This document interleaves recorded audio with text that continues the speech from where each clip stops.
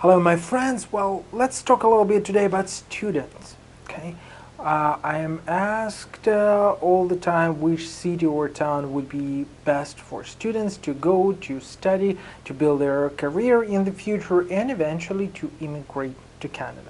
So let's deal with the first things first. If you're looking to immigrate to Canada, that's one side of a story. If you're looking to study, that's another one. So if your purpose of coming here is pure studies, means after completion of those studies you're looking to go get back home, wonderful. Does not really matter which city, which province, which town or township you would select. Okay, so choose the best institution which you believe would suit your needs, and that's it. Jump on a plane, come in, mostly welcome, start your studies.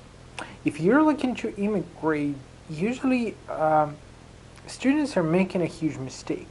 They're trying to base their decision on where to go based on provincial programs, based on the program of Manitoba, on Alberta, on Atlantic initiatives, etc., etc. Like, provincial programs are defined by provincial needs. Today, Nova Scotia needs you. Tomorrow, it may close the program entirely. It actually did it before. Okay? So today, Alberta is rich, wonderful, and wealthy. Tomorrow, it has a number of problems, and guess what? Immigration would not be a priority for it. And it could go on and on and on and on. So I would say your choice should be based on a budget then. If you're okay with the budget, say $14,000, $15,000 per year, you're looking for a college, well, obviously you could go to British Columbia, you could go to Ontario. My choice would always be Ontario, simply because the number of people is much higher.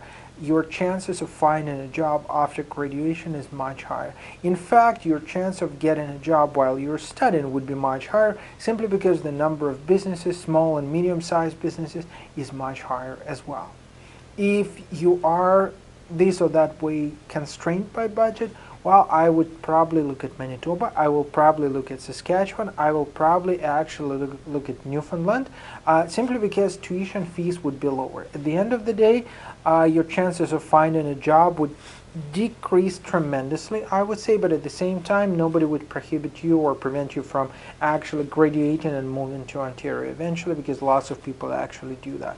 But if you do not have those budget constraints, consider Ontario. And guess what? If you're looking at Ontario, the choice, which is not always obvious for me, and in fact I cannot even explain why people would look at it, is why somebody would go to, say, Niagara Falls or to London, Ontario, or stay somewhere in the north instead of going to Toronto itself.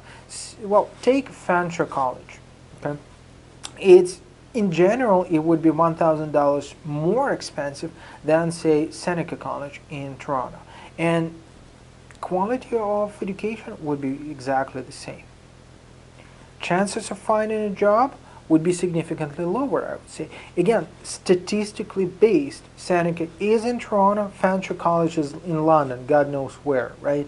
London is wonderful to study, London is way cheaper to live, but guess what? If your final aim is immigration, you're probably looking to graduate, get yourself a job as soon as possible, and based on this job, make sure that you would apply for immigration, get your points in express entry system, if we're talking about the federal immigration, of course, and immigrate, right? If you're studying in a place where you're not able to make those connections between yourself and employers, simply because the number of employers is significantly lower than, say, in a huge city, you are decreasing your chances dramatically. Even if your tuition was lower, so you're going to Niagara Falls or Niagara College, would probably be $400 or $500 cheaper per year than Centennial or Seneca. Is it worth it? Probably not. Okay. Yeah, the place is picturesque, scenery is wonderful, but guess what? Again, your final aim is immigration. Be realistic and think in numbers.